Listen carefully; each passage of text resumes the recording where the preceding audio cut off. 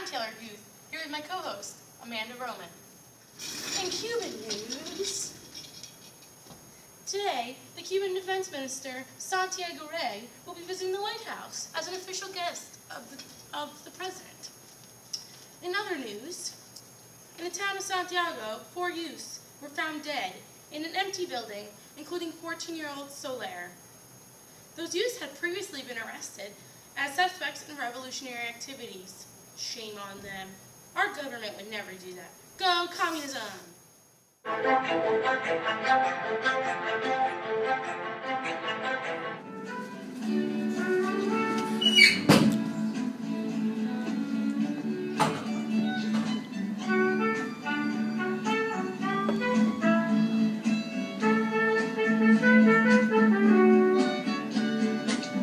Welcome back.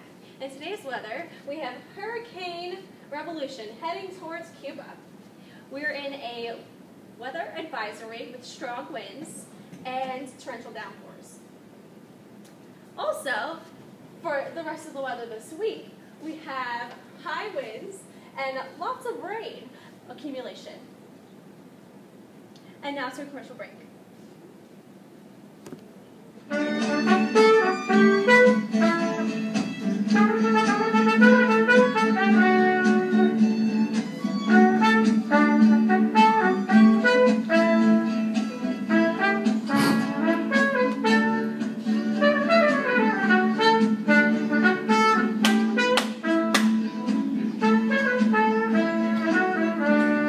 Welcome back. And today in sports, the Cuban Grand Prix debuted this year as a means to attract wealthy investors and tourists from the United States. Their circuit was established on the beachfront of Havana. The first winner of the 50-lap event was Juan Manuel Fangio, who was driving a Maserati 300S. Also in sports, the first American Gold Glove Award for outfielders went to fellow Cuban Minnie Minoso.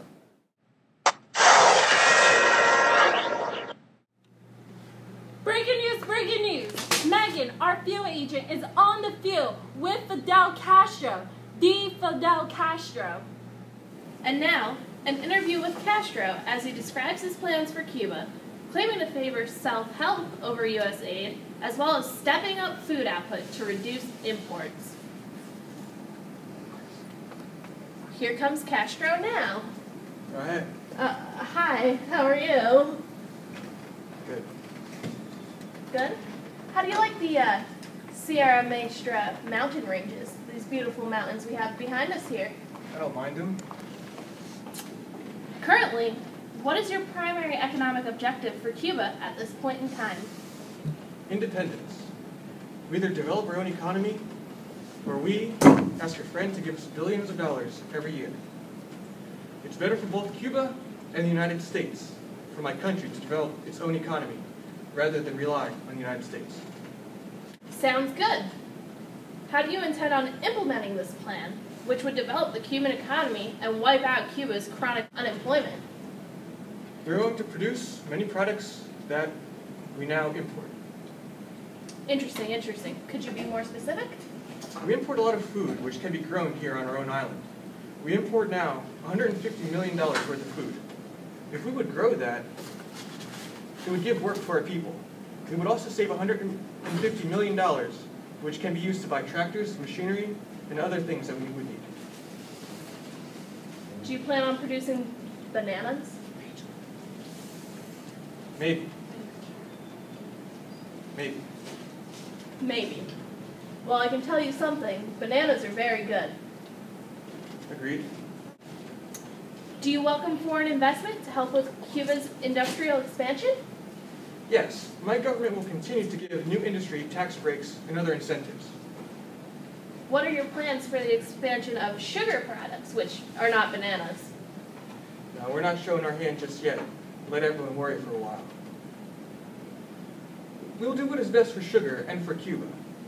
We would like to increase production if we can do it without disrupting the sugar market. Would you like to comment on how people have responded to your remark in a recent speech where you indicated abolishing both the lower and upper economic classes and put everyone into a level middle class? We do hope to raise the standard That's your microphone. We do hope to raise the standard of living of everyone to what the middle class has now. I have no thought of taking money away from any wealthy individual who invests in industry. Industry owners will still make money. I'll take that.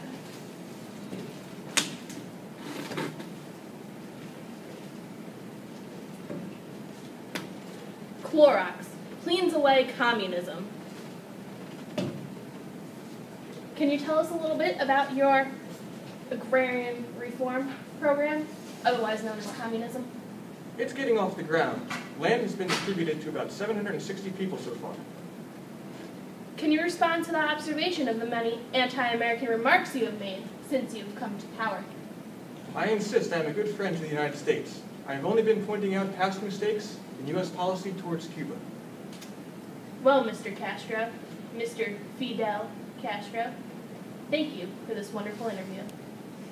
Si ahora que todo solo empieza